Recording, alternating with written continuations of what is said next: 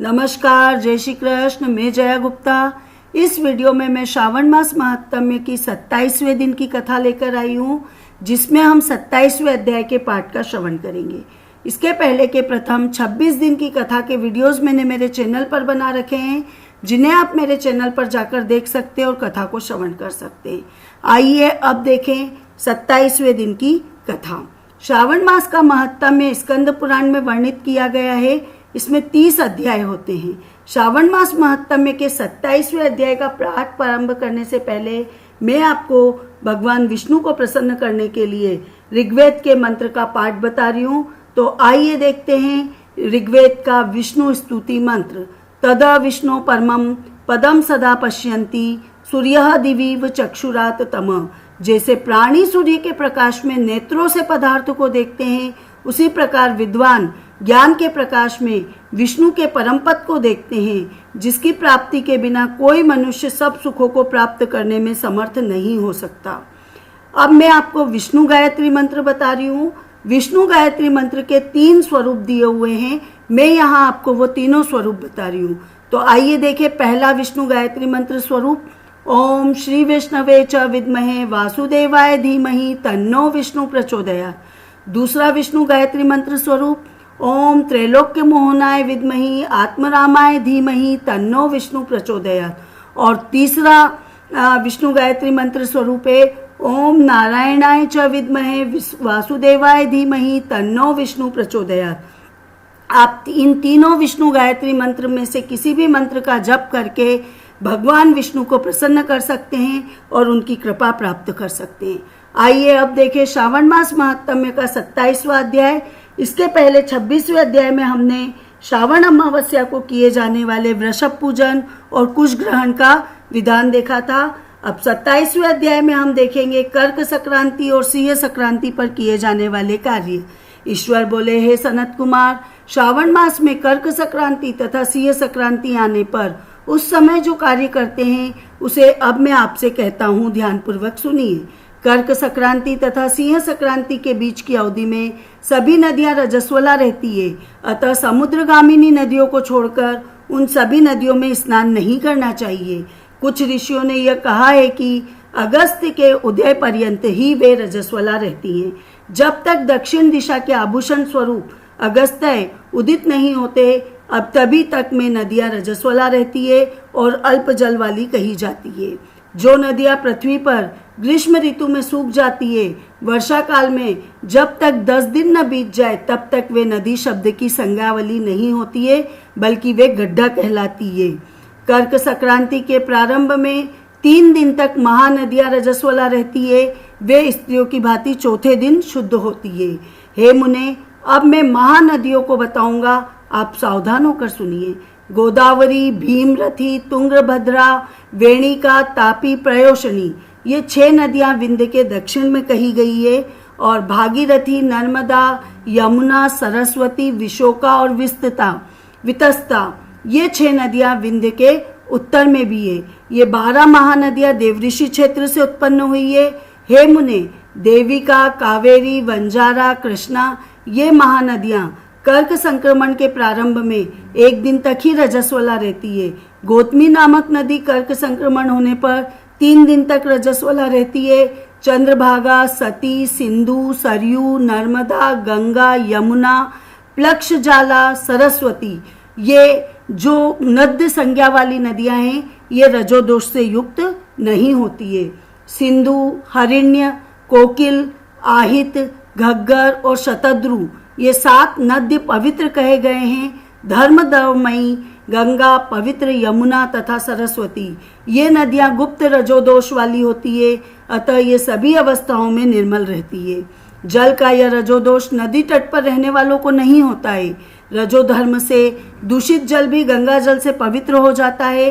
प्रसवावस्था वाली बकरियां, गायें, भैंसें और स्त्रियां और भूमि पर वृष्टि के प्रारंभ का जल, ये 10 रात व्यतीत होने पर शुद्ध होते हैं। कुएं तथा बावड़ी के अभाव में अन्य नदियों का जल अमृत होता है। रजोधर्म से दूषित काल में भी ग्राम भोग नदी दोषमय नहीं कहलाती है। दूसरों के द्वारा भरवाए गए जल में रजोदोष नहीं होता है।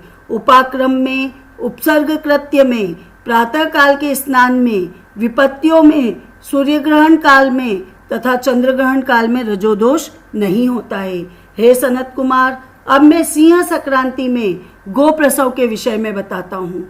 सिंह राशि में सूर्य के संक्रमण होने पर यदि गो प्रसव होता है तो जिसकी गो प्रसव करती है उसकी मृत्यु 6 महीने में अवश्य हो जाती है, इसमें संदेह नहीं है। मैं उसकी शांति बताऊंगा जिससे सुख प्राप्त होता है। प्रसव करने वाली गाय को उसी क्षण ब्राह्मण को दे देना चाहिए। तत्पश्चात घृत मिश्रित काली सरसों से होम करना चाहिए। इसके बाद व्याहतियों से घृत में सिक्त तिलों की 1008 आहुतियां डालनी चाहिए। उपवास रखकर विप्र को प्रयत्न पूर्वक दक्षिणा देनी चाहिए। सिंह राशि में सूर्य के प्रवेश करने पर जब गोष्ठ में गो प्रसव होता है तब कोई अनिष्ट अवश्य होता है, अतः उसकी शांति के लिए शांति क्रम अनुष्ठान करना चाहिए। अस्य वामः इस सूक्त से तथा तद विष्णु इस मंत्र से तिल तथा घी से 108 आहुतियां देनी चाहिए। तदा विष्णु मंत्र मैंने शुरुआत में आपको बताया है, जो ऋग्वेद वाला मंत्र है वो यही मंत्र है, तो उसी को आप यहाँ इस्तेमाल कर सकते हैं। और महामृत्युंजय मंत्र से 10,000 आहुतियां डालनी चाहिए। इसके पश्चात श्री सूक्त अथवा शांति सूक्त से स्नान करना चाहिए। श्री सूक्त पाठ का वीडियो भी मैंने मेरे चैनल पर बना रखा है, जिसे आप मेरे चैनल पर जाकर देख सकते हैं। इस प्रकार किए गए विधान से कभी भी भय नहीं होता है। इस प्रकार यदि श्रावण मास में घोड़ी दिन में प्रसव करे तो इसके लिए भी शांति कर्म करने चाहिए। इसके बाद दोष नष्ट हो जाता है। हे सनत कुमार, अब मैं कर्क संक्रांति में, सिंह संक्रांति में तथा श्रावण मास में किए जाने वाले शुभ पद दान का वर्णन करूंगा। सूर्य के कर्क राशि में स्थित होने पर घृत देहनु का दान और सिंह राशि में स्थित होने पर स्वर्ण सहित छत्र का दान श्रेष्ठ कहा गया है तथा श्रावण मास में वस्त्र का दान अति श्रेष्ठ फल देने वाला कहा गया है। भगवान श्रीधर की प्रसन्नता के लिए श्रावण मास में घृत कुंभ, घृत धेनु तथा फल विद्वान ब्राह्मण को प्रदान करना चाहिए। मेरी प्रसन्नता के लिए श्रावण मास में किए गए दानों की अपेक्षा अधिक अक्षय फल देने वाले होते हैं। 12 महीनों में इसके समान अन्य मास मुझको प्रिय नहीं है। जब श्रावण मास आने को होता है तब मैं उसकी प्रतीक्षा करता हूँ। जो मनुष्य इस मास में व्रत करता है वह मुझको परम प्रिय होता है, क्योंकि चंद्रमा ब्राह्मणों का राजा है, सूर्य सभी के प्रत्यक्ष देवता है। ये दोनों मेरे नेत्र हैं। कर्क तथा सिंह की दोनों संक्रांति जब इस मास में पड़े तो उससे बढ़कर किसका महात्म्य होगा। जो मनुष्य इस श्रावण मास में पूरे महीने प्रातःकाल स्नान करता है और 12 महीनों के प्रातः स्नान का फल प्राप्त कर लेता है। यदि मनुष्य श्रावण मास में प्रातः स्नान नहीं करता है तो वह 12 मासों में किए गए स्नान का फल निष्फल हो जाता है। हे महादेव, हे दया सिंधु, मैं श्रावण मास में उषा काल में प्रातः स्नान करूंगा। हे प्रभु, मुझे विघ्न रहित कीजिए।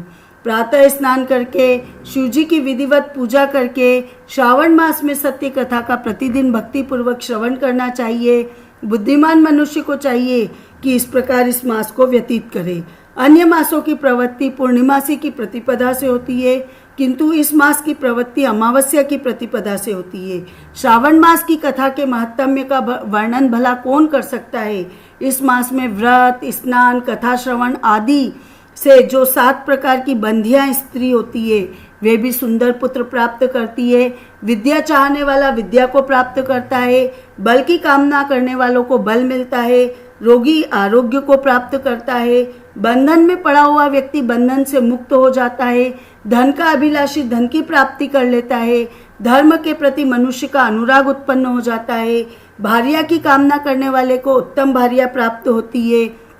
हे मानद, अधिक चाह कहने से क्या प्रयोजन।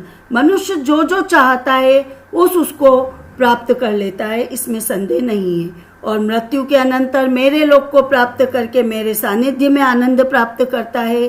कथा श्रवण के अनंतर वस्त्र, आभूषण आदि से कथावाचक की विधिवत पूजा करनी चाहिए।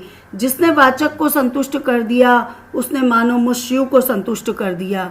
श्रावण मास का महात्म्य सुनकर जो वाचक की पूजा नहीं करते, यमराज उसके कानों को छेदते हैं। वह दूसरे जन्म में बहरे होते हैं। अतः सामर्थ्य के अनुसार वाचक की पूजा करनी चाहिए। जो मनुष्य उत्तम भक्ति के साथ श्रावण मास महात्म्य का पाठ करता है अथवा श्रवण करता है अथवा दूसरों को सुनाता है, उसको अनंत पुण्य प्राप्त होता है। इति श्री स्कंद पुराण के अंतर्गत ईश्वर सनत कुमार संवाद में श्रावण मास महात्म्य में नदी रजोदोष, सिंह गोप्रसव, सिंह कर्कट, श्रावण स्तुति वाचक पूजा कथन नामक 27वां अध्याय संपूर्ण। आपको वीडियो अच्छा लगा है तो इसे लाइक कीजिए, शेयर कीजिए। अभी तक यदि आपने मेरे चैनल को सब्सक्राइब नहीं किया है तो कृपया मेरे चैनल को सब्सक्राइब कीजिए, बेल आइकन को हिट कीजिए ताकि मेरे नए वीडियोस के नोटिफिकेशन आपको तुरंत प्राप्त हो। हिंदू धर्म, संस्कृति, तीज त्योहार, व्रत कथा, रीति रिवाज इत्यादि जानने के लिए मेरे साथ बने रहिए। जय श्री कृष्ण। ओम नमः शिवाय।